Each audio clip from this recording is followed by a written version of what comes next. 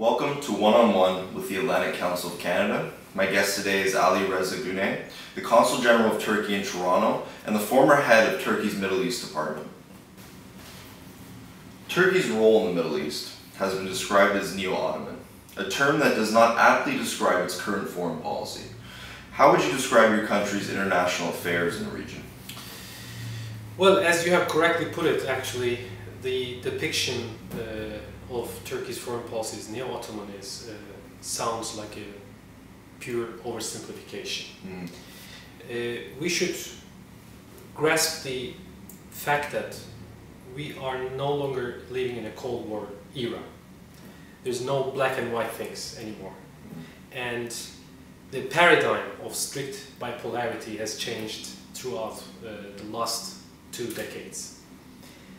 Due to its geopolitical position in its region, Turkey has developed a kind of multilateral and multifaceted foreign policy. The historical bonds with the subsystem in which Turkey is located actually helped them to develop relations with the countries around.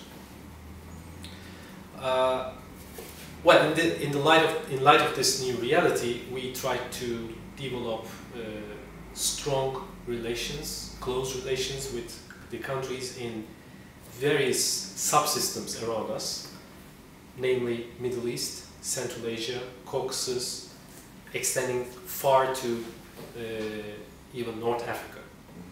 So the other aspect that we should pay attention is that Turkey strived to develop relations and enhance relations not only at the government level with those countries, but also with the masses, with the grassroots. And that's why when a leader of Turkey pay a visit to any country around Turkey, he is warmly welcomed by the masses. Besides that, this new activism in our foreign policy actually goes far beyond our close vicinity. In the last couple of years, Turkey has actively engaged with African continent and Latin America. So, in other words, we have reformulated Turkey's approach to the regional politics and beyond. And this multidimensional type of foreign policy, we believe that is not a kind of choice, but it's a necessity in the face of the new environment, the geostrategic and political environment in the world at large. Turkey is kind of a part of the countries in the north, namely the developed countries, but Turkey is also kind of expressing the voice of the less developed countries in the south. So we have our two legs extending to north and south.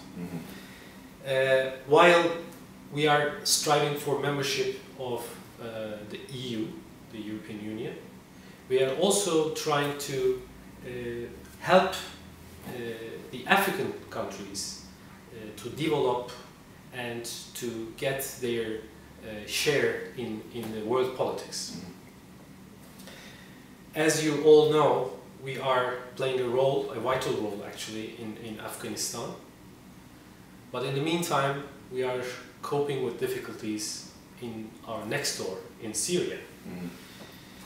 But at the end of the day, what Turkey is striving for is peace, prosperity and stability in our close vicinity and beyond. Because we definitely believe that, and we are fully confident that these concepts will help not only Turkey itself, but to the global agenda of the international community. And that's why nobody should expect us to stand idly and watch the developments going on around Turkey. First and foremost, right now in Syria, we needed to develop an active foreign policy, and that's why Turkey has been actually following a high-profile foreign policy activism in its region, which mistakenly was labeled as neo-Ottoman. Let's continue with Syria. The Syrian opposition now controls many of the crossings into Turkey. With Assad's fall imminent, will we see a stronger Turkish role in stabilizing the country, perhaps in coordination with these opposition groups? Well, without hesitation, we should admit that we have reached a very critical period in the Syrian issue. It's literally the beginning of an endgame for the Syrian regime. The end of and the collapse of the regime is inevitable from now. Well, Aleppo, as we all are witnessing, Aleppo is under constant shelling, and once again the ugly face of the Syrian regime has been prevailed in the region. And surprisingly, the Syrian regime is not only attacking the opposition, but it's implementing a kind of an indiscriminate shelling of civilians as well. So, for that reason, the humanitarian situation in Syria is at alarming levels, and the intensification of the clashes, both within Syria and on the border with Turkey, has dictated us to close the border for the passengers as well as Turkish plated cars until its further notice. Of course, the border is open for the refugees fleeing Syria, and unless the calm is restored, this policy will be going on. For sure, the instability in Syria is directly affecting Turkey.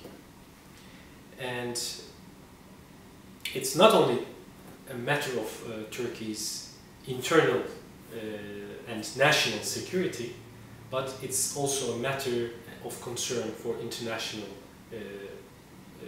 system. And the regime right now, due to its being cornered, nobody can anticipate what will be the next move of the Syrian regime.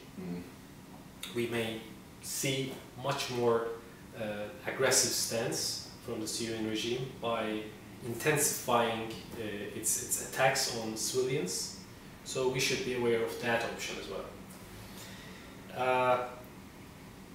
And one more concern is, of course, the biological and chemical arsenal in Syria. We are closely following the reports emanating from some institutions, international institutions, as well as from intelligence services. Now, the thing that we should pay attention is, in Syria, the tensions within Syria has to be dealt in a tactful way and in an expedited manner, because the more the clashes go on, the more difficult it will be to restore peace and stability in the post-Assad period. The divides among different sectarian, ethnic and religious communities will be intensified if we as international community do not act in an expedited manner.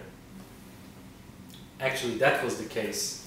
We pointed out at the very beginning of this process in Syria. We have warned Assad himself and the other countries, that the regime has to address the legitimate aspirations of the Syrian people as soon as possible, and if this issue is not addressed properly, then it will lead to unstoppable problems among those fault lines among the communities in Syria.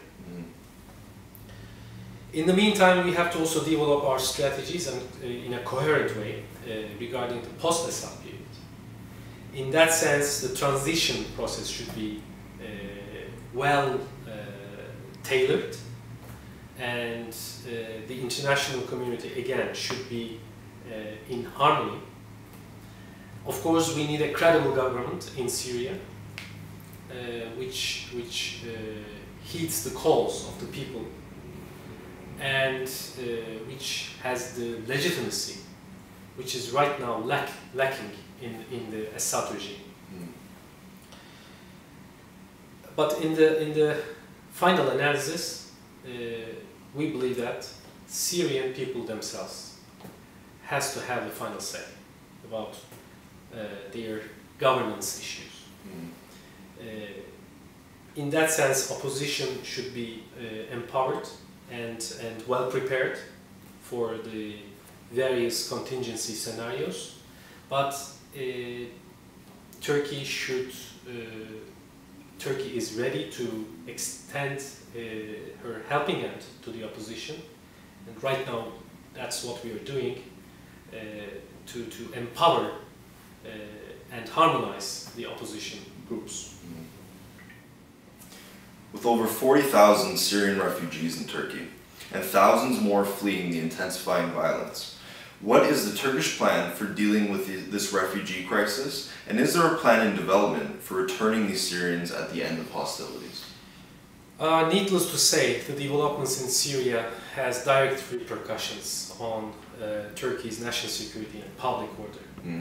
And that was evident with the fleeing refugees from Syria, and we welcome them in Turkey. The escalation of violence in the recent time span has drastically increased the refugees coming from Syria, and as you said, it's right now over 40,000. According to my estimates of figures, 46,000 refugees are right now in 8 camps in Turkey. But we should pay attention that they are not actually literally refugees. We call them, they are guests in Turkey, because once the order and stability is restored back in Syria, for sure they're gonna go back to their home country. And we are waiting for that scenario to happen. We are waiting for the international community to shoulder its responsibilities to restore calm and order in the post-Assad period. And Turkey is ready to cooperate and coordinate all its efforts to grant those Syrian people the life standards that they are aspiring for back in their home country. You had spent a number of years in Israel representing the Turkish government from 2005 until 2009. Could you comment on Turkey's relationship with Israel and the Middle East peace process? To start with Middle East peace process, Turkey from the very outset has been advocating the two-state solution. The parameters of which is very well known by all international community. The only missing part of the puzzle is, I guess, Israel's defining of its own terms, how to approach these well-known parameters. Well, actually, Hamas has also announced its endorsement of two-state solution, maybe indirectly, but they are willing to accept the 67 border for a future Palestinian state. as I said, the outlines of the agreement is obvious for everybody. For years or decades even, the parties have been this way or that way negotiating. The lacking part is the political will, on both sides actually. In the meantime, to implement this two-state solution, it's obvious again that the settlement has to be once and for all frozen. Because it's like the story of two people sitting at the table trying to share the pizza while one starts eating it during talking how to share it. It's unacceptable. It's not ethical, it's not legal, and it's unacceptable. So the correlation between security and peace from the Israeli narrative, as we all know that security, from their perspective, security will bring peace. We believe the opposite. We believe that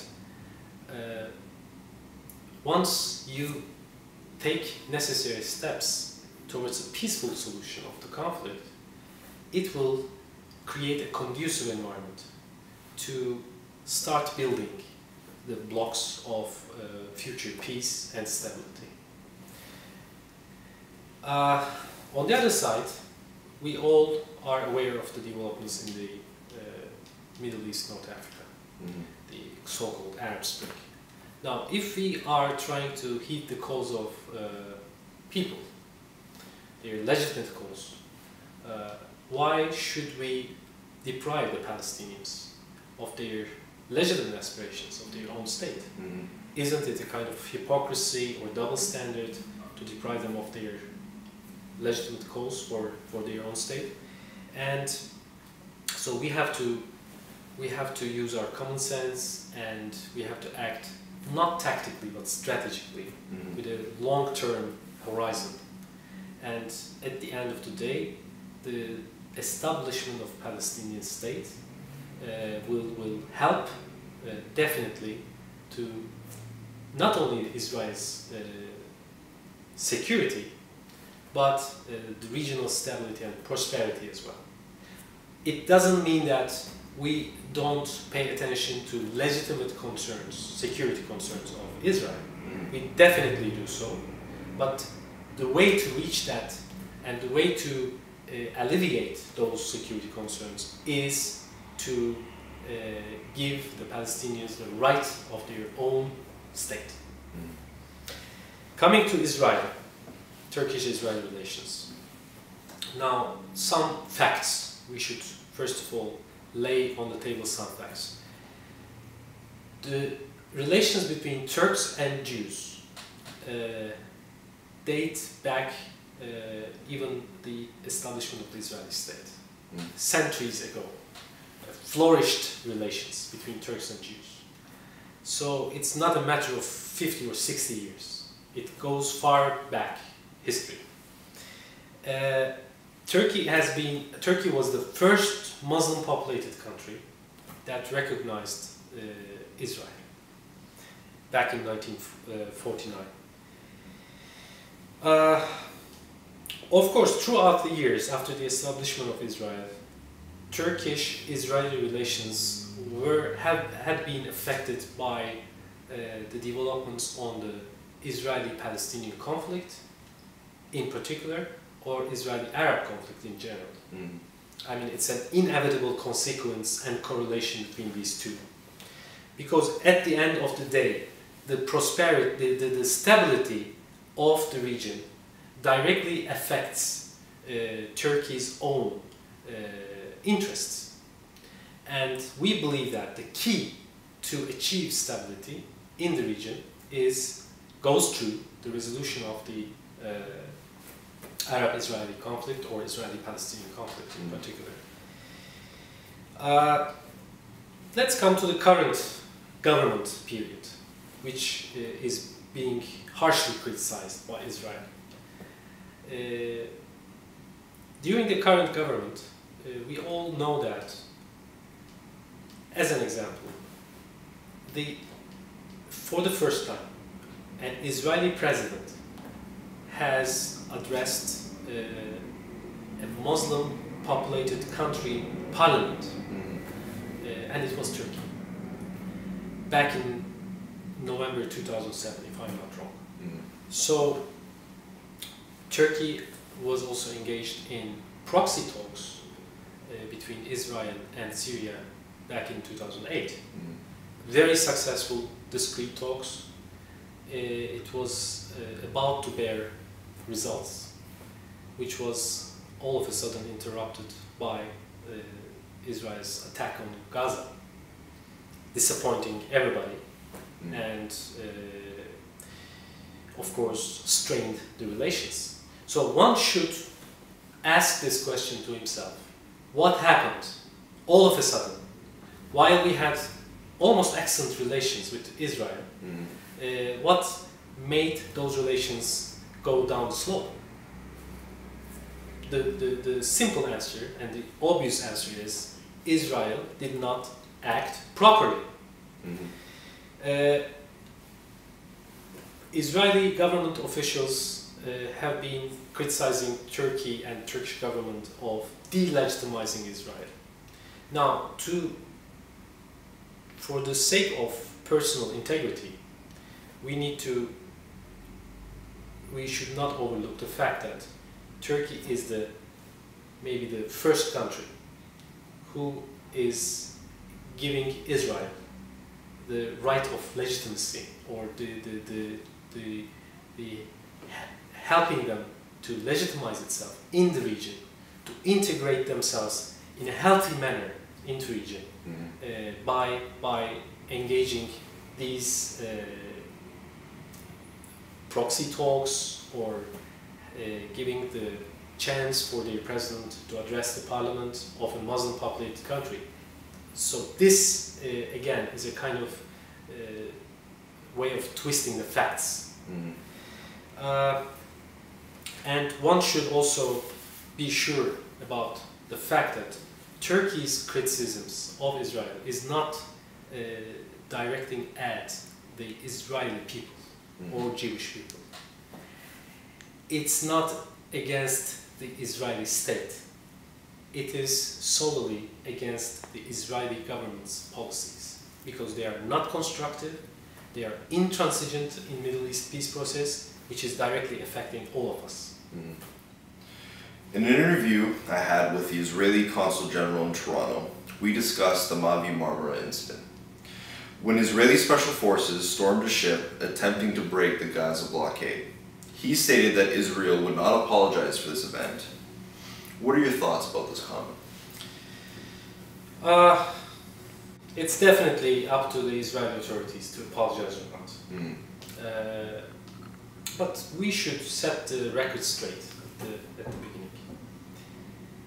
And nobody should try to attempt to twist the facts or turn the facts upside down. Israel, on 31st May 2010, attacked an humanitarian convoy carrying humanitarian goods to impoverished people in Gaza. That convoy was composed of more than 600 activists. Among them, there were people from over 30 countries. It was not a Turkish convoy, as Israelis have been repeating after another. There were European parliamentarians, there were press people, there were Christians, there were Israeli citizens, there was even a Holocaust survivor, there were women, there was even a one-year-old kid. That convoy, the target was to increase the awareness of the international community about the situation in Gaza. That was the sole purpose. There was no terrorists in the ships. There were no firearms. And again, at the end of the day, Israelis could not come up with any firearms except a kitchen knife. Let's look at the self-defense aspect. Israelis are, propagating that their soldiers, their naval commandos, fully equipped and trained soldiers, were defending themselves from the passengers. Whoever is defending, or whoever is trying to defend the Israeli act as self-defense should explain the fact that what were those soldiers doing on board the ships in international waters,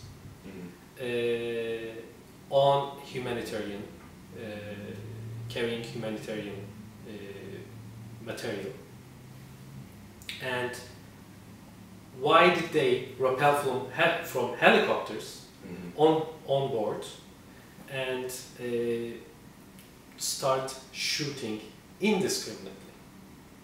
Why do I say? Because according to the reports, you know, in the post-incident reports, the bodies of the victims, when you look at the reports, there was the 9 people were killed. 9 people were killed, and over 50 were injured. And the killed people were shot at multiple times, mostly to the head. One journalist was killed by 1 bullet in the middle of eyebrows. So we should sit calmly and think about what kind of self-defense is this.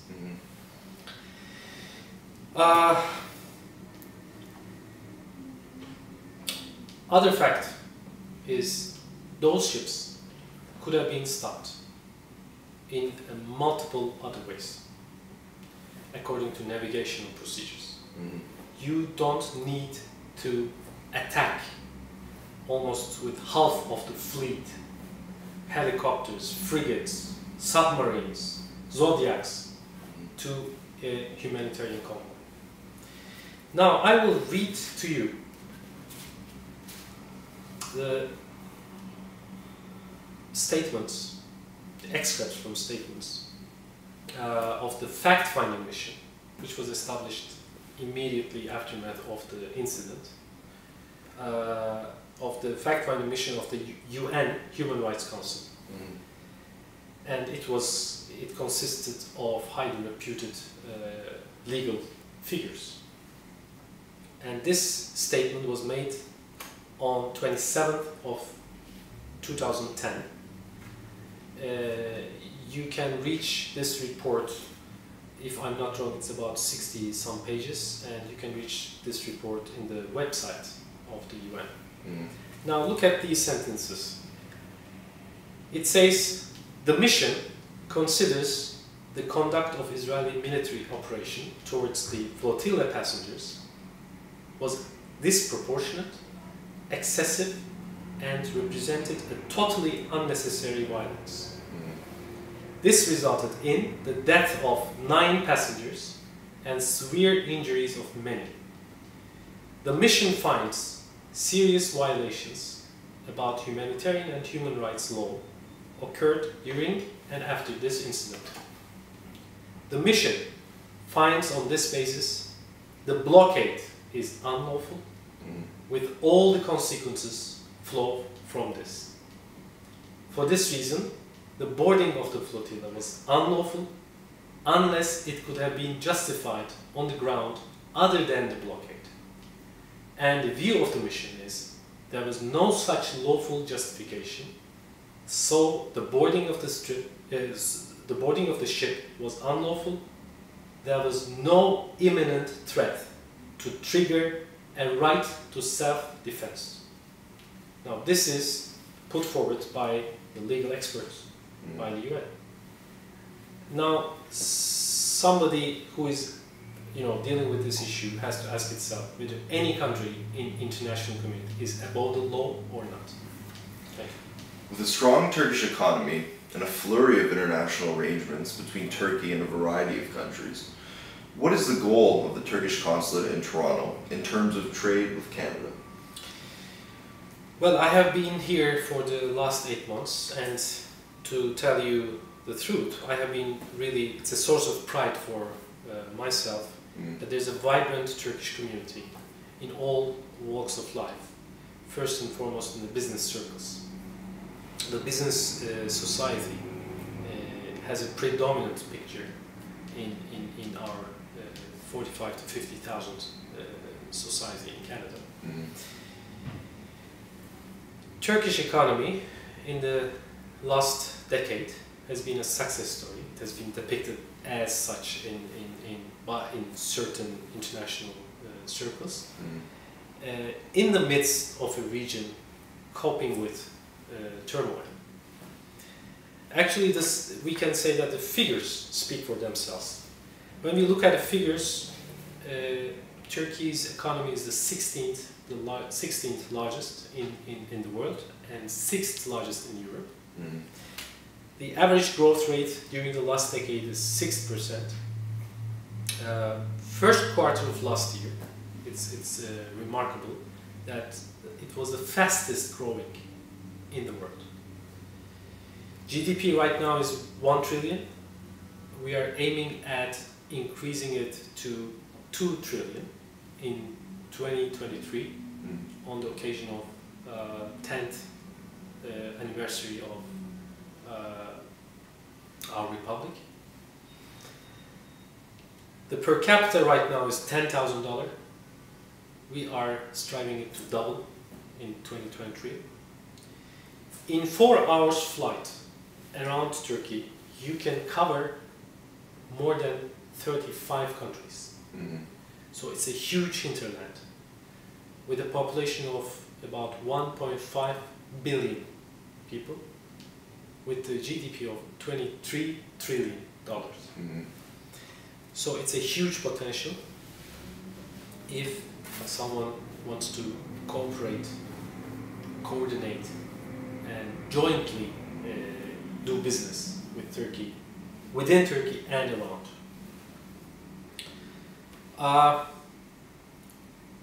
Canadian government has formulated a priority list last year, the end of last year, and Turkey is one of those priority list countries.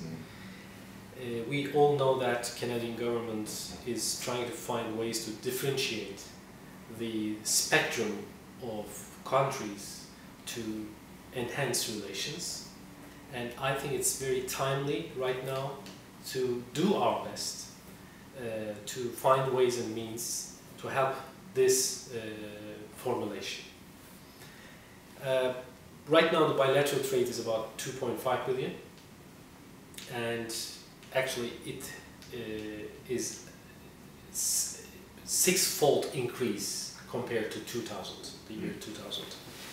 Canadian foreign direct investment in Turkey is right now about 1.5 billion, which is below the potential for sure.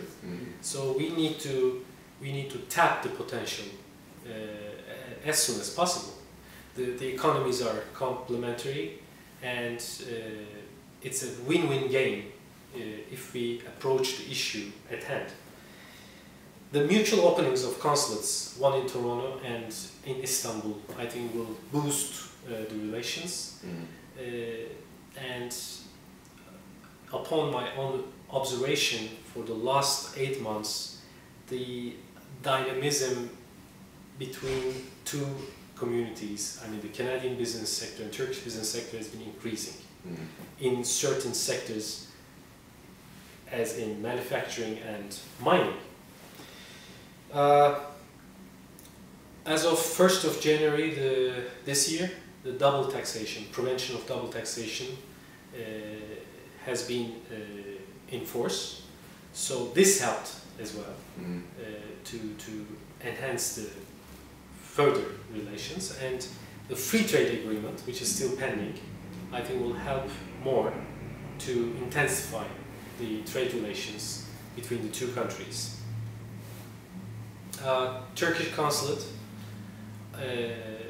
is ready to extend whatever help necessary for business circles, both in Turkey and in Canada, because we believe that these trade relations will help us to understand more each other on a common platform, as I said, on a win-win paradigm. Right. Thank you for being my guest today, and thank you for watching. Check back at www.atlantic-council.ca for more interviews, articles, and upcoming events. Thank you.